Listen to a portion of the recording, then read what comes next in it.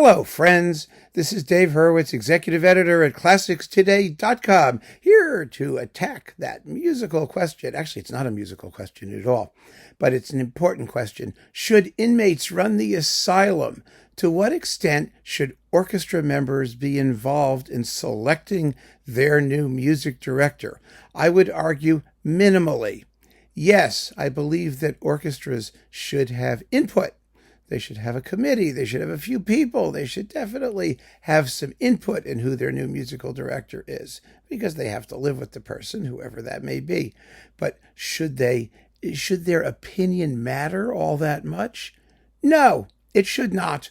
They are the least prepared and the least competent people to decide who would be musically the most superior person at their helm. And there are so many reasons why that's true. It's almost sort of astonishing to me that people would suggest otherwise, frankly. This topic came up because, of course, there is this ongoing discussion we're having about the appointment of Klaus Mekela to the head of the Chicago and Orchestre de Paris and Concertgebouw and all of these orchestras, and the fact that he's probably rather unqualified for those positions, and how musically apt that appointment is. Well, that's all debatable, of course. It might turn out that he's marvelous, but on the basis of his recordings, which have been universally awful, really third-rate, it's a strange thing. But the argument I hear from many people in the comments to oppose my contention that his recordings suck is, oh, the orchestras love him. He was chosen unanimously. One person even said, oh, I played under him and we gave a fabulous concert. Well, I got news for you, whoever played under him. You have no idea how good your concert was. You weren't out in the audience listening to it. And that's the issue, quite frankly, with orchestras having input into who their music director is going to be. The vast majority of orchestral musicians, and I say this as someone who was a third-rate orchestral musician for a long time, have no idea what their orchestra is sounding like to the audience. They have no idea whether the interpretation was a great one as compared to other great interpretations, not to just how good you felt after the concert was over. I just love it when people go to a concert and say, oh, we gave a great concert. Oh, yeah, right, sure.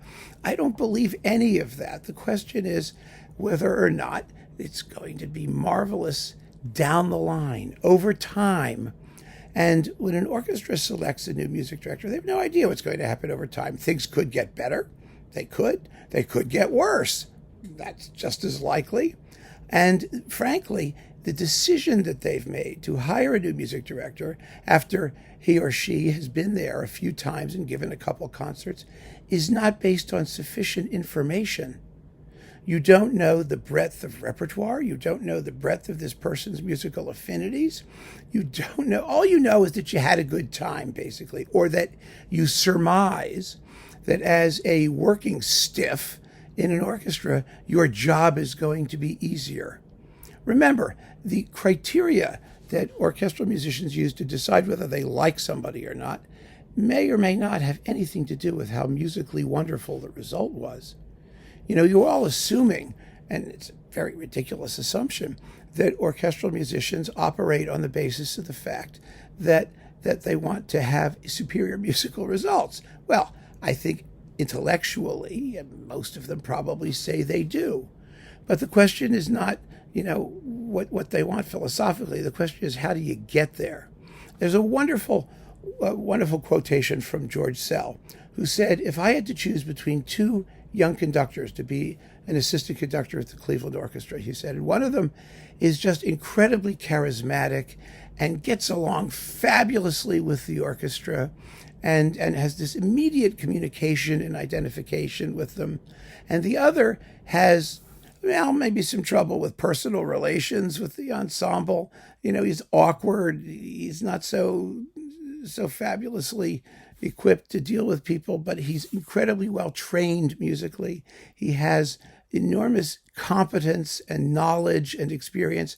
So said, that's who I would choose, the less popular candidate, because the less popular candidate will eventually learn how to deal with these people, and his musical preparation, his musical intelligence, his musical superiority will eventually transmit and will stand him in better stead than somebody whose musical preparation is not as good, but who may just get along. I mean, the whole idea of the relationship between conductor and orchestra is not to have a schmooze fest.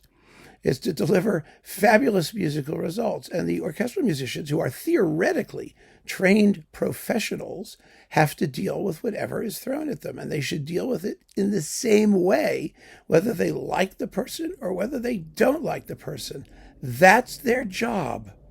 I mean, to say that an orchestra should be democratically run, which I just think is an insane idea, is to say that a major corporation should democratically elect their president or chairman of the board or shop foreman. You want to get the person who's going to deliver the best results, not the person you like the most. And initially, these selections, they're just popularity contests. I mean, we don't know what every individual person's criterion is for making a selection. We don't know what options they had, what choices they had. It could have been that Mr. Mekala or somebody else was the best of a bad bunch. We don't know. And they don't know whether or not their choice for somebody who they like, who they want to be happy working with, is going to deliver the results that the public deserves. And let's be clear about something else. Orchestras in our culture, the way they're set up, whether it's subsidized orchestras in Europe or tax-free not-for-profit corporations in the United States, they exist by public sufferance. They work for me. They work for you. We are their employers. We are paying them through our tax dollars, or the lack of assessing their tax dollars. But the bottom line is that they only exist because we give them certain benefits. And they have an obligation as a result of that to their public to make the tough choices, not the easy ones. And I got news for you. They are not going to make tough choices, orchestra members. They will not. They will not. They're going to choose what is easiest for them. 100%. That's what happens with the musicians' unions. That's why American orchestras have fallen off the charts when it came to making recordings, because the unions priced themselves out of existence and they didn't give a damn whether they made a recording or not. They were either going to get union scale or they were going to get nothing, whether the project was profitable or made any sense. And then the only way that they make recordings now, most orchestras, whether they're in Europe or here, is if somebody else pays for them, because their whole operation is a money loser. So you have to ask yourself, how much say should the employees of a money-losing enterprise, which is what all these orchestras are, should they have in their working conditions, in the choices that determine what their artistic direction and vision is going to be? Are they the most qualified to choose? Who is the most qualified to choose? Well, they are qualified to the extent that they are members of the orchestra, the same way that members of an assembly line are qualified because they're workers. Workers should have a say in their working conditions. But how much is another question. And frankly, orchestral musicians are no more qualified to decide who should run their company than an assembly line worker is on who should decide how many widgets they make per week or how they market them or anything else. I mean, there are professional people who are qualified to make those decisions, and orchestras have an obligation to hire those people and to have them make those decisions, to place their faith and their trust in those people to make good decisions, and not to insist that they're the ones who are uniquely qualified to make those choices. So, I mean, these are just some thoughts I'm throwing out at you, but I really believe, very, very strongly, that this whole idea of, some sort of like democratic thing is going to get the best results is just hogwash. I mean, the reality has always been the opposite. The reality has been that orchestras get the best results when they're run by some tyrannical asshole who tortures them to death. I mean, those are the historically the best musical results. And I don't think that today's orchestra should have to put up with the kind of, insecurity in terms of their jobs or viciousness or sadism of, some of the great conductors of the past, the screaming, the carrying on. I mean, nobody should have to put up with that. I'm not saying that they have to be miserable, but I'm just asking the question, who is best qualified? And I'm just telling all of you collectors and record people and people who, go to see your local orchestra, they're not. They're simply not. I mean, I've played in orchestras for decades, and we've given concerts that I thought were fabulous. And then when I heard the playback from a tape of it or something else, it sounded like hell.